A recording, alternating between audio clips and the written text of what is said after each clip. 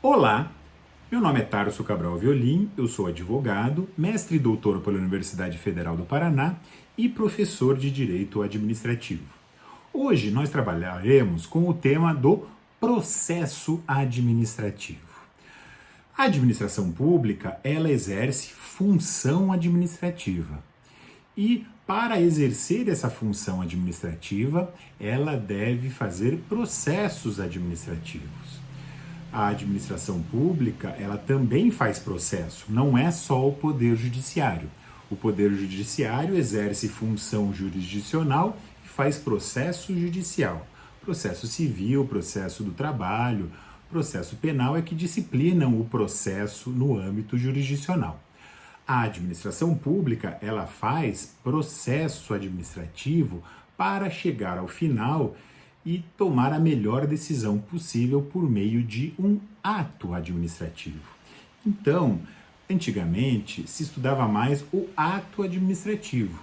Hoje se estuda mais o processo, que a gente vai ver que nada mais é do que um desencadeamento de vários atos administrativos para se chegar lá na frente a um ato administrativo final.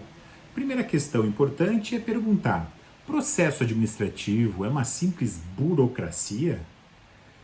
A burocracia weberiana, como os senhores já viram quando estudaram administração pública, a administração weberiana é uma administração pública com servidores profissionalizados, que respeita os princípios da administração pública, como da legalidade, moralidade, eficiência, entre outros, e isso se faz por meio de processo administrativo. Nessa administração burocrática weberiana, a administração pública ela não pode gerar surpresas para os particulares, para os próprios servidores públicos, para as empresas, para as entidades do terceiro setor. Então, deve fazer um processo administrativo para garantir que os particulares, que os servidores, que as empresas, que as entidades do terceiro setor tenham contraditório para defesa. A administração pública precisa garantir o devido processo legal e garantir também que por meio desse processo se tome a melhor decisão possível.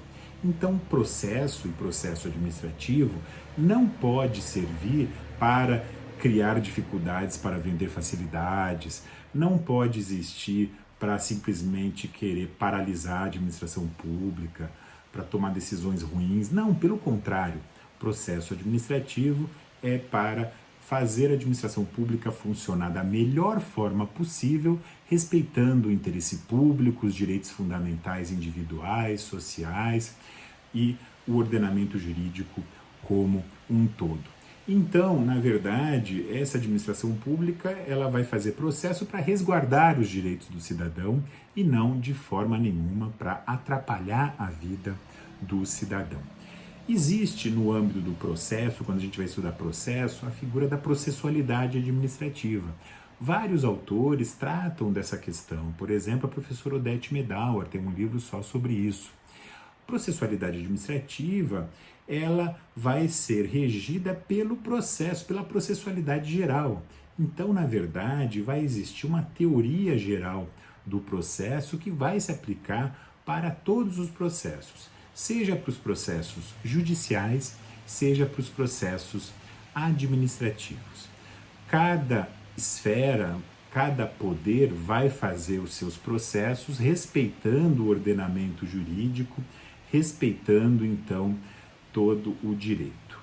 Bom, e vai existir, então, processo legislativo, que é para se tomar uma decisão final, que é uma lei, né? A melhor lei possível.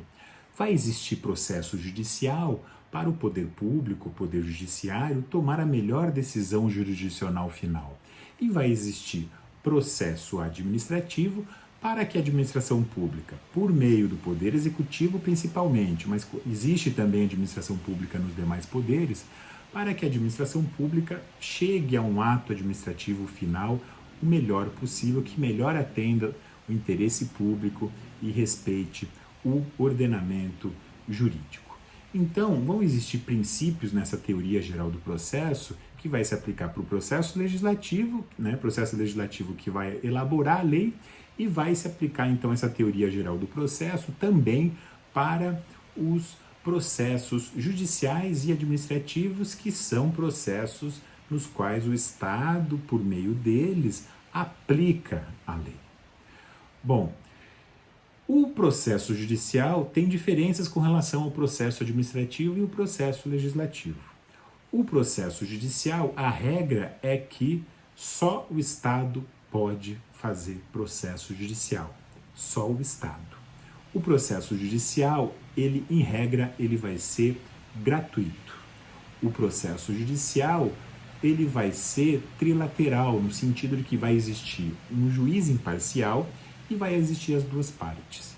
Isso é uma relação trilateral, todo processo judicial tem que garantir um juiz imparcial. A gente sabe que ninguém, nenhum homem é neutro, mas o juiz tem que ser imparcial, por mais que a gente veja que na prática muitos juízes, inclusive os famosos, são juízes bastante parciais, infelizmente, então eles não respeitam o princípio básico da magistratura. Bom, e também a decisão final do processo judicial tem força de coisa julgada, então ele transita em julgado, né, sem possibilidade de recursos. Já o processo legislativo, assim como o judicial, ele também é só feito pelo Estado. O processo legislativo, ele vai ser, então, para que lá no final vai acontecer a lei, a edição de uma lei, isso é importante. O processo administrativo, lá no final, vai ser um ato administrativo. E para diferenciar processo administrativo de processo judicial, o processo administrativo, ele vai ser feito pelo Estado ou por quem lhe faça as vezes. Essa é uma diferenciação importante com relação ao processo judicial. No processo administrativo, pode o Estado fazer o processo administrativo, mas pode, por exemplo, uma concessionária de serviços públicos, por exemplo, uma concessionária do pedágio fazer um processo administrativo. Concessionário do pedágio não é Estado, não é um ente estatal, é um ente privado que vai fazer as vezes de Estado. Então essa é uma primeira diferença com relação ao processo judicial. A segunda diferença com relação ao processo judicial é que no caso do processo administrativo a regra é a gratuidade. Vão existir excepcionalmente processos em que vai se cobrar algo, mas em regra vai ser um processo gratuito. Por exemplo, um processo administrativo disciplinar vai ser gratuito. Mas um processo, como por exemplo um processo de concurso público, é possível a cobrança, né, da inscrição. Então vão existir excepcionalmente processos administrativos em que não são onerosos, eles não são gratuitos, eles vão ser onerosos. E também, por fim, o processo administrativo, a gente fala ou que ele não transita em julgado, não existe trânsito em julgado, né? Ou que existe sim um trânsito em julgado, mas é apenas um trânsito em julgado administrativo. Sempre vai ser possível o particular que não concordar com uma decisão da administração pública ou um servidor público que não concordar com uma decisão da administração pública no processo administrativo, disciplinar, sempre vai ser possível que esse particular, que esse servidor entre com uma decisão, com um pedido no âmbito da jurisdição, né, com um processo judicial. Então, há trânsito em julgado no máximo administrativo, no âmbito da administração pública, sempre podendo se recorrer ao Poder Judiciário quando a administração pública ferir o ordenamento jurídico. Então, é uma diferenciação importante, né, com relação ao processo administrativo e o processo judicial. E o processo administrativo não vai ter essa relação trilateral, vai ser uma relação bilateral, em que, de um lado, a administração pública vai estar e do outro lado vai estar ou o particular cidadão, ou o particular empresa, ou o particular entidade do terceiro setor, ou o particular, inclusive, considerado ali o servidor público num processo administrativo disciplinar, por exemplo. E também outra diferenciação importante é que, no caso do processo judicial, sempre vai ser instaurado, em estados democráticos, sempre vai ser instaurado por provocação de um terceiro, seja do cidadão, ou de uma empresa, ou do Ministério Público. Enquanto que o processo administrativo pode se dar início por provocação de terceiros, mas também de ofício pela própria administração pública. Isso é uma característica importante. Essas são as diferenças entre o processo administrativo feito pela administração pública e o processo judicial feito pelo Poder Judiciário. Bom, Outra questão importante é que então vão existir vários princípios que se aplicam para os processos judiciais e que se aplicam para os processos administrativos. Então, e algumas características também são muito semelhantes entre os processos administrativos e judiciais. Então, essa questão do desencadeamento de vários atos, isso é uma característica de processos em geral. A questão de pluripessoalidade, de ter mais de uma pessoa envolvida, também é uma característica dos processos em geral. A questão de que lá no final tem que ter um resultado unitário, seja um ato administrativo num processo administrativo ou uma decisão jurisdicional num processo judicial ou mesmo uma lei num processo legislativo, isso é uma característica dos processos em geral. E outra questão essencial dos processos, como eu falei lá no início, o processo não é para atrapalhar o cidadão, pelo contrário, o processo é para garantir direitos dos cidadãos. Então, o processo ele também disciplina o exercício do poder. Né? A gente tinha em períodos absolutistas uma falta de disciplinamento do poder. Com as revoluções burguesas, Revolução Francesa, estadunidense, inglesa, a gente passa a ter, por influência do iluminismo, uma limitação a esse poder. E o processo também é um instrumento essencial para a limitação do poder. Seja o processo judicial, seja o processo administrativo.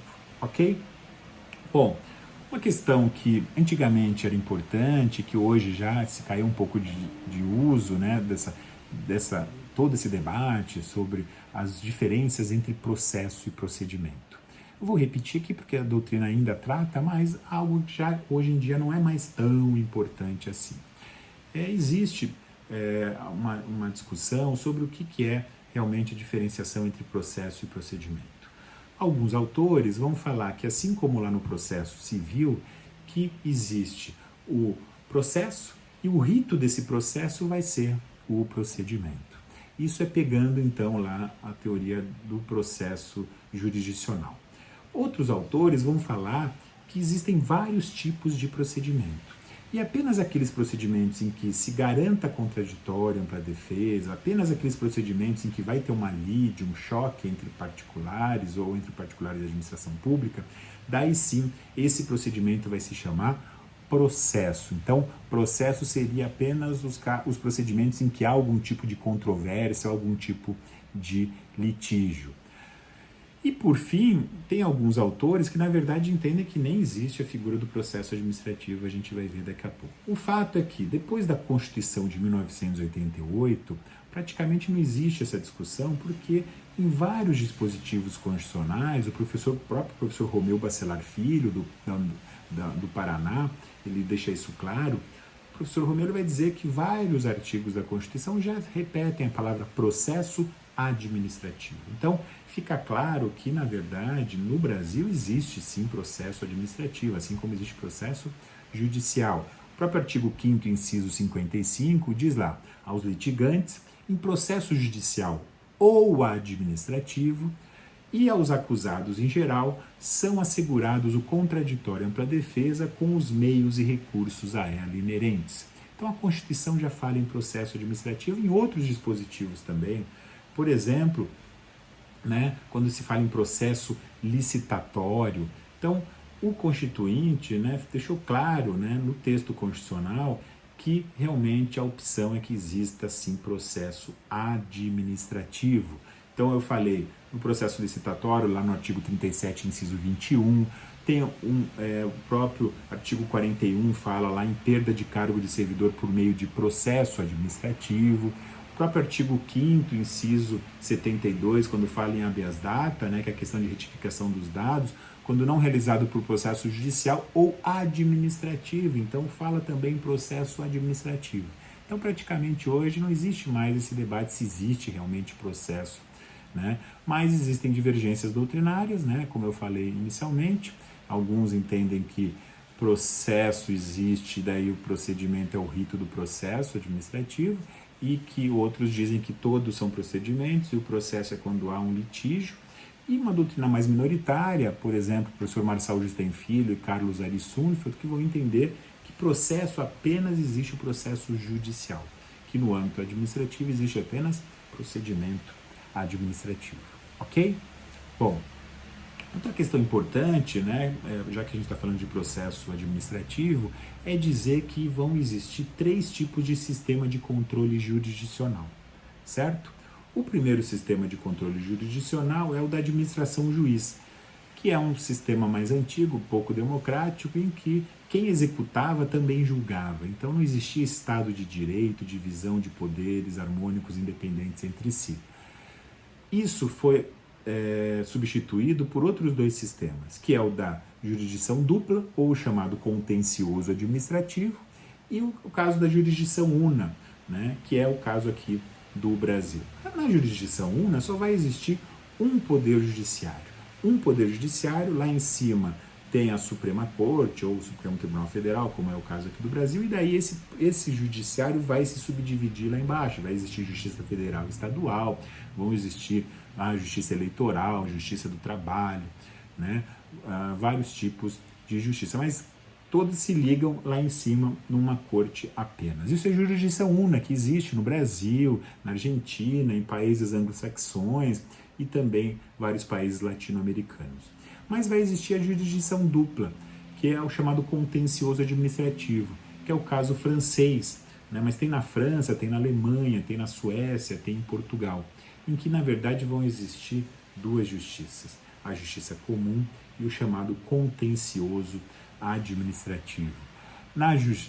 No contencioso administrativo, então vai ter uma jurisdição administrativa que vai tomar as decisões relativas ao poder público. E as decisões relativas à iniciativa privada, ao direito privado, daí sim vai ser tomada pela jurisdição comum, ok? Então não confunda, quando a gente fala em contencioso administrativo, tecnicamente a gente está falando do tipo de jurisdição dupla. Evitem falar, por exemplo, no Brasil, em que um advogado atua no contencioso administrativo. Evitem falar isso, porque na verdade no Brasil não existe contencioso administrativo, ok? O processo administrativo, onde há contencioso administrativo, ele vai ocorrer nessa justiça própria, essa jurisdição administrativa, né, própria, ok? No Brasil a jurisdição é una, ou seja, no âmbito do Poder Judiciário uno, vai ter processo judicial, processo civil, do trabalho, processo criminal, e daí na administração pública que vai ter o processo administrativo. Bom, a doutrina fala em várias modalidades de processo administrativo. A própria professora Odete Medauer, que eu falei para vocês, ela vai dividir os processos administrativos em processos com controvérsias e processos com acusados. Os processos com controvérsias, então há um conflito ali de interesses. Então, por exemplo, processos com controvérsias de gestão são as licitações e os concursos públicos, em que há vários concurseiros querendo, né, uma vaga na administração pública por meio de um concurso público, ou várias empresas que vão querer contratar com a administração pública por meio de uma licitação. Então são processos com controvérsia de gestão, mas tem também processos com controvérsias de outorga, em que, por exemplo, a questão do licenciamento ambiental, processo administrativo de verificação, em que há uma prestação de contas, por exemplo, a ser feita no Tribunal de Contas, ou um processo de revisão quando há os recursos administrativos. E a professora Odete Medauer fala que, além desses processos com controvérsias, há os processos com acusados. Os processos com acusados podem ser processos que daí vão ter algum tipo de sanção ou punição, né, internos, quando, por exemplo, vai fazer uma sanção para servidores públicos ou para estudantes de uma universidade federal, por exemplo, e processos externos para apurar desatendimento de normas que os cidadãos fazem com relação à administração pública. Isso pode acontecer na área ambiental, na área tributária, na área de trânsito, né? São os processos com acusados externos. Ok? Essa é uma classificação da professora Odete Medauer. O professor Celso Antônio Bandeira de Mello também faz uma classificação interessante, que são os processos administrativos ampliativos e os restritivos. No caso dos processos administrativos ampliativos, há aqueles em que há uma iniciativa do próprio interessado de ampliar alguma coisa para ele. Então, por exemplo, quando um particular pede uma licença ambiental para a administração pública. Ou há os ampliativos quando há uma iniciativa da própria administração pública. E há também os ampliativos concorrenciais, há os simples ou os não concorrenciais. Então, por exemplo, uma licitação é um concorrencial, né, em que 2 particulares vão querer ampliar seus direitos, eles vão querer contratar com a administração pública concorrendo entre si, são os processos ampliativos, por exemplo, concorrenciais. E o professor Celso Antônio Bandeira de Mello, além dos ampliativos, vai dizer que existem os processos administrativos restritivos, que são os processos por exemplo, aqueles que vão fazer algum tipo de sanção, né, para o particular, ou que vai revogar um ato administrativo, né? Então é um restritivo, meramente restritivo, segundo a denominação do professor Celso Antônio Bandeira de Mello. Então vejam que a doutrina vai tratar de várias formas essas classificações dos processos administrativos. Por fim, eu gostaria de informar que também tem como modalidade de processo administrativo, segundo dois autores importantes também, que são o Sérgio Ferraz e o Odilson de Abreu Dalari, são os processos administrativos gerais e os especiais. Os processos administrativos gerais, como o próprio nome já diz, vão ser aqueles que vão disciplinar de forma geral os processos administrativos em geral. Então, por exemplo, a Lei 9.784, a 9784 de 99, ela é uma lei dos processos administrativos federais, aplicáveis para a administração pública federal, para a União, para a grande maioria da doutrina. Pode existir, por exemplo, leis de processos administrativos estaduais e municipais. Por exemplo, o Estado de São Paulo tem a Lei 10.177 de 98, que é a lei estadual dos processos administrativos do Estado de São Paulo. Quando não existirem leis específicas sobre os seus próprios processos, se aplica essa lei geral, seja a lei do âmbito da União, ou a dos estados, ou a dos municípios. Lembrando que processo administrativo, para a grande maioria da doutrina, a competência para legislar é de cada ente. Então a União tem que ter a sua própria lei federal, os estados têm que ter suas próprias leis estaduais de processo administrativo e os municípios teriam que ter suas próprias leis municipais de processo administrativo. A competência é de cada ente, ao contrário de outras competências no direito administrativo, privativa da União ou competência concorrente. No caso do processo administrativo, assim como para bens públicos, servidores públicos, né, e organização administrativa, a competência é de cada ente legislar, ok? Mas assim como essas leis gerais, segundo Sérgio Ferraz e Adilson Dalari, vão ter então as leis especiais, que o próprio nome já diz, são leis específicas, especiais que tratam processos específicos. Por exemplo, a Lei de Licitações, a 8666/93, disciplina as licitações. Uma lei, por exemplo, a Lei 8.112/90, ela disciplina o regramento, né, o ordenamento dos servidores civis no âmbito da União. Vão ter estados que vão ter leis também específicas que vão disciplinar, por exemplo, o processo administrativo disciplinar da Polícia Militar de algum estado X ou um estado Y. Então, vão ter também leis especiais de processo administrativo, ok? Bom, vão existir vários princípios do processo administrativo.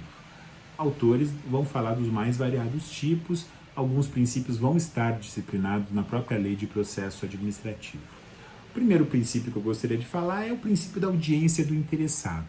É o princípio que vai garantir contraditório, né? Não necessariamente o interessado vai se manifestar apenas uma vez num processo administrativo, então vai garantir mais de uma manifestação do interessado. Tanto inicialmente quanto em outros momentos durante o processo, é o princípio da audiência do interessado que vai garantir essa questão para os particulares que vão participar de um processo administrativo, ok? Tem também o princípio da acessibilidade aos elementos do expediente. É um princípio importante também do processo administrativo. O interessado no processo administrativo tem que ter direito ao exame de toda a documentação que esteja naquele processo administrativo. Não pode ter documentos secretos num processo administrativo. Mesmo às vezes algum documento que seja contrário aos interesses da administração pública, esses documentos vão ter que constar nesse processo. Então, por exemplo, pode ser que um procurador do Estado, que é concursado, que tem uma autonomia, faça um parecer jurídico que juridicamente veja que há interesses contrários ao da administração pública naquele processo. Esse parecer não pode simplesmente ser jogado fora e ser excluído do processo, tem que incluir naquele processo. A súmula vinculante número 14 do Supremo Tribunal Federal vai dizer que é direito do defensor, no interesse do representado, ter acesso amplo aos elementos de prova que, já documentados em procedimento investigatório, realizado por órgão com competência de polícia judiciária, digam respeito ao exercício do direito de defesa. Ok? Esse é o segundo princípio, então, o princípio da acessibilidade aos elementos do expediente. Outro princípio do processo administrativo é o princípio da ampla instrução probatória. O cidadão, a empresa, o servidor que estiver participando de um processo administrativo tem direito de oferecer e de produzir provas. E além de oferecer e de produzir provas, tem direito de fiscalizar a produção de provas que sejam feitas pela administração pública. Ok? Princípio importante, então, o princípio da ampla instrução probatória. Outro princípio, que é um princípio do direito administrativo implícito, é um princípio também do processo administrativo, que é o princípio da motivação. A administração pública tem que explicitar os motivos normativos e fáticos da sua decisão. Isso é essencial para qualquer processo administrativo, para que o cidadão tenha os seus direitos garantidos, os seus interesses garantidos. Essa explicitação vai servir ou para convencer o interessado ou para que fique gravado ali qual é a motivação da administração pública para que o particular ou a empresa que tiver interesse possa pedir uma revisão daquela decisão. Então isso é importante, então, em face do princípio da motivação. O princípio da revisibilidade também é o quinto princípio do processo administrativo, importante. O cidadão, né, tem direito de recorrer das decisões por parte da administração pública. O Supremo Tribunal Federal entende que tem que ter duplo grau e não caução para recursos administrativos, então isso também garante revisibilidade. O professor Celso Antônio Bandeira de Mello vai dizer que ele não é aplicável quando a decisão for da alta cúpula da administração pública, que daí só seria caso de revisão judicial. Nesse caso, a maioria das vezes eu concordo com o professor Celso Antônio Bandeira de Mello. Nesse caso não, porque eu lembro que pode existir o pedido de reconsideração, né, que é para você pedir para a própria alta cúpula que tomou uma decisão da administração pública, ela pode reconsiderar a sua própria decisão, ok? Bom, também tem o princípio da representação e assessoramento. O interessado tem direito de ter um perito da sua confiança para fazer uma apuração técnica naquele processo administrativo, seja na área jurídica, na área de engenharia, na área da saúde, né, dependendo do que envolver aquele processo administrativo. Outro princípio importante é o princípio da lealdade e boa-fé. A administração pública tem que agir de forma sincera num processo administrativo. É vedado um comportamento ardiloso ou que vai entravar um direito do cidadão. É, claro, o desdobramento do princípio da moralidade. Ok? Outro princípio é o princípio da verdade material, essencial para a administração pública cumprir. A administração pública não pode ficar restrita ao que está no processo, ela deve buscar o que a gente chama de verdade substancial, ela não pode só buscar uma verdade formal para atender o interesse público. Então, às vezes, por exemplo, numa licitação particular não entrega alguma documentação, mas a administração pública tem essa informação consigo, em outro processo ou no seu banco de dados, ela não pode inabilitar aquela empresa, ela tem que aplicar o princípio da verdade material. Ok? Tem também o princípio da celeridade processual. A administração pública tem que agir com presteza nos processos administrativos. O artigo 5º, inciso 78, vai falar assim, que a todos, no âmbito judicial e administrativo, são assegurados a razoável duração do processo e os meios que garantam a celeridade de sua tramitação. Esse dispositivo foi incluído pela Emenda Constitucional número 45 de 2004. Então tem que ser garantido pela administração pública uma duração razoável, com celeridade nessa tramitação, sem demoras injustificadas. Ok? O princípio da oficialidade também é importante. Depois de iniciado um processo, seja de ofício ou por provocação, cabe à administração pública dar continuidade àquele processo até a sua decisão final. Isso, claro, quando envolver interesse público. Quando envolver apenas interesse privado e o particular não tiver mais interesse na continuidade de um processo administrativo, como, por exemplo, num pedido de licença que o particular vai fazer, então daí é possível a administração pública, claro, não dar continuidade nesse processo. Mas quando envolver interesse público, mesmo quando um particular dá um início a um processo, não pode ser, mesmo se esse particular desistir daquele processo, a administração pública paralisar. Então, num processo que há um particular que denuncia e mostra que há uma corrupção na administração pública, não é porque dias depois esse particular se arrepende e quer retirar essa denúncia, se a administração pública verifica que há razão nessa denúncia, ela tem que dar continuidade aos processos de sindicância, processo administrativo disciplinar, para apurar aquela questão importante apontada pelo cidadão, pela iniciativa privada. Outro princípio importante é o princípio da gratuidade. Eu falei para vocês que uma das características do processo administrativo é a gratuidade. Sem ônus econômico ao cidadão, né, essa questão não se aplica de forma obrigatória nos processos em que se amplia os direitos dos particulares. Mas daí, nesse caso, possíveis taxas vão ser cobradas de forma módica. Então, uma inscrição de concurso público, por exemplo, ou alguma licença, né, que vai ampliar um direito de um particular na área ambiental, ou de armas, etc., ou de trânsito, ok? E daí tem o princípio do informalismo. Alguns autores falam em princípio do formalismo moderado. Esse informalismo sempre tem que ser aplicado a favor do cidadão. A administração pública tem que agir de forma flexível, favorecendo o cidadão comum, que às vezes é humilde, num processo administrativo. Então, um cidadão comum entra lá com um processo administrativo com o nome errado, o nome de um recurso errado. A administração pública tem que receber esse processo, mas, em princípio, esse princípio do informalismo não se aplicaria para os processos concorrenciais, né, como licitações e contratos, porque daí isso afetaria a igualdade entre os concorrentes. Ok? Bom, o processo administrativo, cada processo administrativo vai ser diferente um do outro. Vai ter processo licitatório com 6 fases, vai ter processo de desapropriação com 2 fases. A doutrina normalmente vai dizer que os processos administrativos têm 3 fases.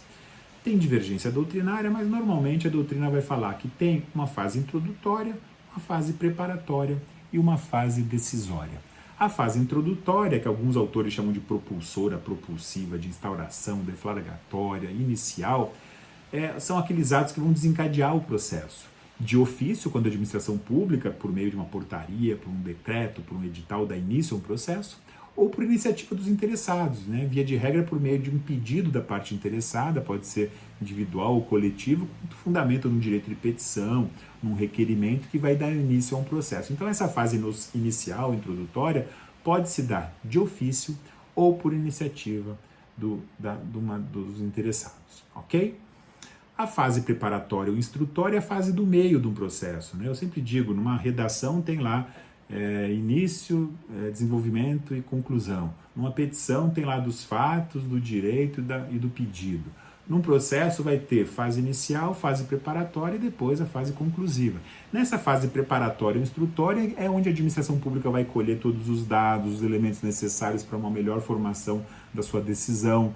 Vão estar incluídos ali os atos necessários à produção de prova, a emissão de pareceres, laudos técnicos, alegações escritas, às vezes é de defesa, às vezes não, uma audiência que vai ser necessária.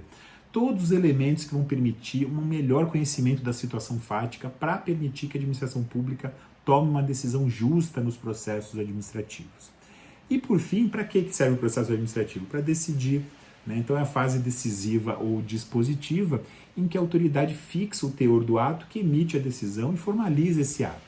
Essa autoridade que vai tomar uma decisão lá no final pode ser unipessoal, uma pessoa, ou pluripessoal, mais de uma pessoa.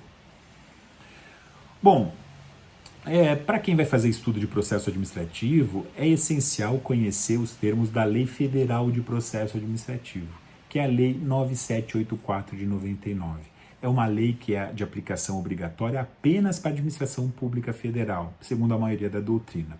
Alguns vão entender que é possível os princípios gerais dessa lei ser aplicado nos processos municipais e estaduais também, isso é importante. Mas a maioria da doutrina vai dizer que de forma obrigatória só para a União, ou seja, os estados e municípios deveriam ter suas próprias leis de processo administrativo. Olha lá, vereadores e deputados estaduais, vocês poderiam fazer leis de processo administrativo nos âmbitos municipais e nos âmbitos estaduais.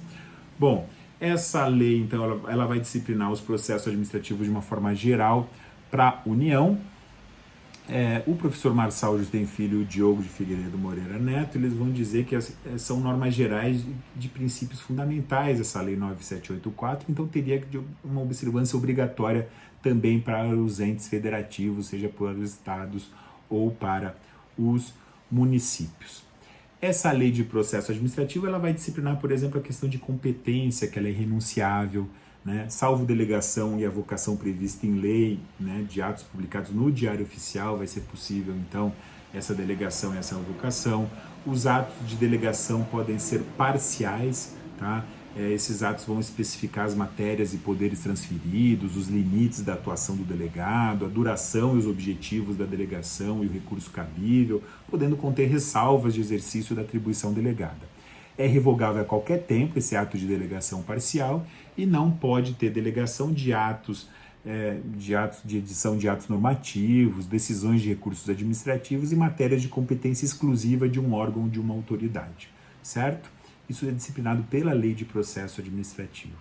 Também a Lei de Processo Administrativo fixa prazos para a administração pública, como que vai fazer a contagem dos prazos lá no seu artigo 66, isso é importante, por exemplo, questões que exclui início e conto final, que dias corridos são para contar de forma corrida, mês a mês, data, né, a questão da data a data, ano a ano. Se um dia do mês não existir, vai ter que ser, vai vencer aquele prazo no último dia do mês subsequente. Então são regras que estão lá na Lei de Processo Administrativo.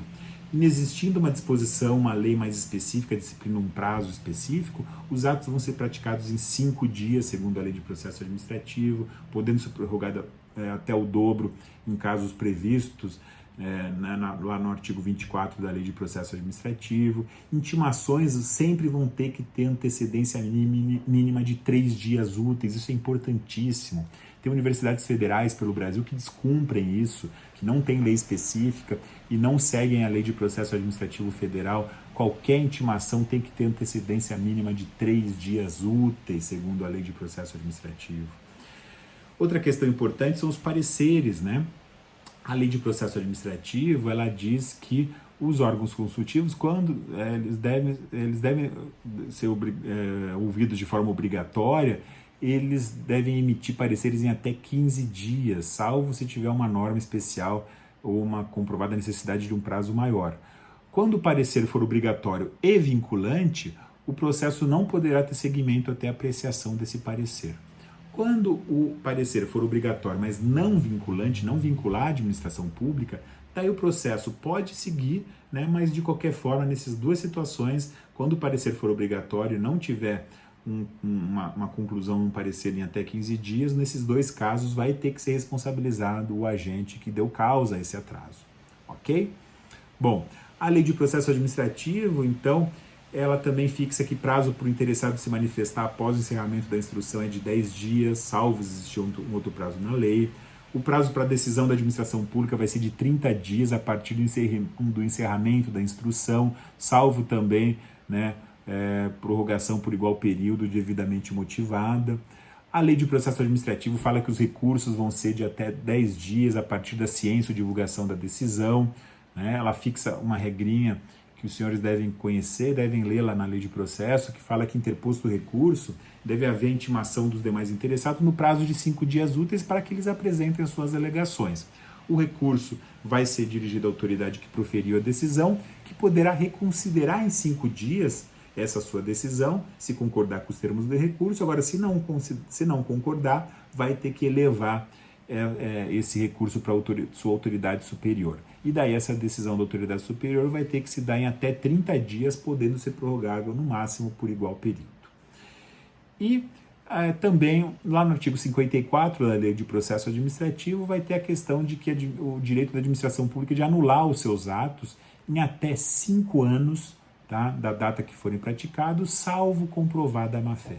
Então, em regra, vai decair em 5 anos o prazo para a administração pública anular os seus atos. Se ficar comprovada a má-fé, não vai ser prazo de 5 anos, daí a doutrina tem alguns que entendem que vai ser de 10 anos, conforme o Código Civil, para o professor Celso Antônio Bandeira de Mello, por exemplo. No caso de efeitos patrimoniais contínuos, esse prazo de decadência vai se contar da percepção do primeiro pagamento, por exemplo, uma questão de aposentadoria ou remuneração. Bom, para terminar, eu vou falar rapidamente sobre a questão da sindicância do processo administrativo disciplinar, que é um dos exemplos de processo administrativo. Em outras aulas, os senhores vão ver que tem processo licitatório, processo de desapropriação. Eu vou falar de um deles, que é o da sindicância do processo administrativo disciplinar. É importante fazer estudo por alguns autores importantes, como por exemplo o professor Romeu Bacelar Filho, sobre esse tema. O fato é que processo administrativo disciplinar vai existir para aplicar sanções para os servidores públicos, né, que cometerem algumas irregularidades. Essas sanções podem ser de advertência, suspensão, demissão, né, nos termos das legislações próprias, seja a Lei 8.112 de 90 do âmbito federal ou suas leis estaduais e municipais relativas aos servidores estaduais e municipais. Então é importante, se você for fazer, por exemplo, um concurso público no estado de São Paulo, tem que conhecer a lei dos servidores do estado de São Paulo. Se for fazer um concurso público no município de Curitiba, tem que saber a lei municipal dos servidores de Curitiba, ok? Isso vai ter daí disciplinamento com relação a como que vão ser compostas as comissões processantes no âmbito federal, né, vai ter um disciplinamento, no âmbito estadual e municipal vai ter outro. O fato é que esse processo administrativo ele vai ser obrigatório para aplicação de sanções. Antes do processo administrativo, a administração pública deve fazer sindicância quando ela não sabe ainda qual que foi o servidor que provavelmente cometeu aquela irregularidade e se houve realmente uma irregularidade. Agora, havendo indício de autoria e de que houve irregularidade, já é possível partir direto para a realização de um processo administrativo disciplinar. Não havendo ainda a verificação de que houve uma irregularidade, de que há indício de autoria, daí a administração pública primeiro precisa fazer uma sindicância. Lembrando que várias leis dizem que é possível aplicar sanções mais brandas, como suspensão até 30 dias ou advertência, por meio de simples sindicâncias. Nesse caso, tem que fazer daí uma interpretação conforme a Constituição, conforme o professor Romeu Bacelar, no sentido de que tem que cumprir contraditório pela defesa também nessas sindicâncias em que se aplica a sanção. Ok? Outra questão importante que o próprio professor Romeu Bacelar também defende é que nos processos administrativos, assim como no processo penal, no processo criminal, também se aplica o princípio do juiz natural. Nos PADs, então, o ideal, segundo o professor Romeu Bacelar, é que já tivessem comissões processantes fixas e não comissões processantes que fossem decididas depois de já acontecido o dano, né, o ilícito, às vezes para ajudar ou prejudicar o servidor. Então, o ideal é que já se aplique o princípio do juiz natural lá do processo penal, que é a ideia de que tem que existir, né, um julgador administrativo também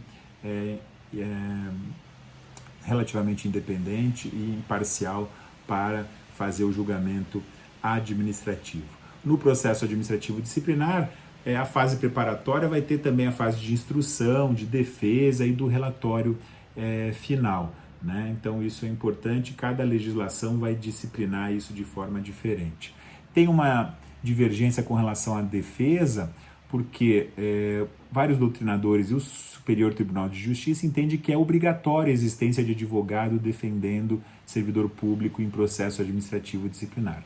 Mas logo depois veio uma decisão do Supremo Tribunal Federal, a súmula vinculante número 5, que fala assim, que a falta de defesa técnica por advogado no processo administrativo disciplinar não ofende a Constituição. Então ela não entende que é inconstitucional a inexistência de um advogado nos processos administrativos disciplinares.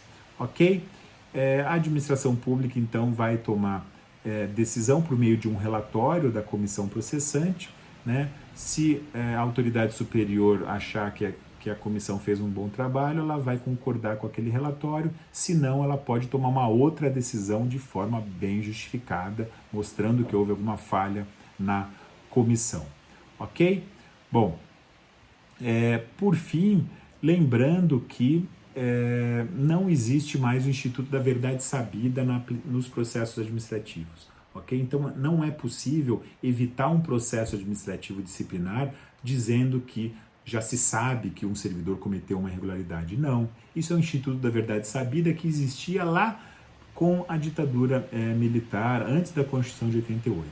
Hoje, não se pode dizer, eu já sei que o servidor cometeu uma irregularidade e vou aplicar uma sanção. Não, tem que antes fazer processo administrativo.